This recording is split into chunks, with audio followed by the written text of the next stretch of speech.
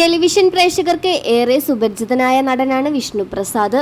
അത്രയധികം സീരിയലുകളിലാണ് താരം അഭിനയിച്ചിട്ടുള്ളത്. എന്നാൽ വളരെ ദുഃഖം നിറഞ്ഞ വാർത്തയാണ് ഇപ്പോൾ പുറത്തു വന്നത്. സീരിയൽ താരം വിഷ്ണുപ്രസാദ് അന്തരിച്ചിരിക്കുന്നു എന്നത്.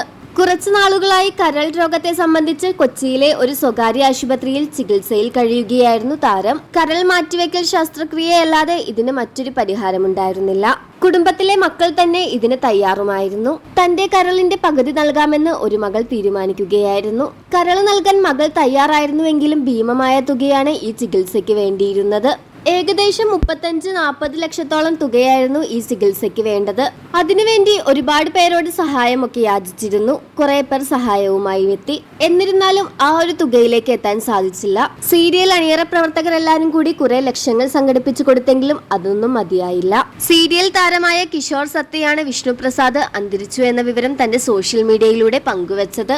ഒരുപാട് വേദന തോന്നുന്നുവെന്നും നമ്മളെ കൊണ്ട് കഴിയുന്ന രീതിയിലുള്ള എല്ലാ സഹായവും എത്തിച്ചു നൽകിയെങ്കിലും അതൊന്നും മതി വന്നില്ല എന്ന് പറഞ്ഞുകൊണ്ടുള്ള വേദനയോടുള്ള കുറിപ്പാണ് കിഷോർ സത്യ തന്റെ സോഷ്യൽ മീഡിയയിലൂടെ പങ്കുവച്ചത്.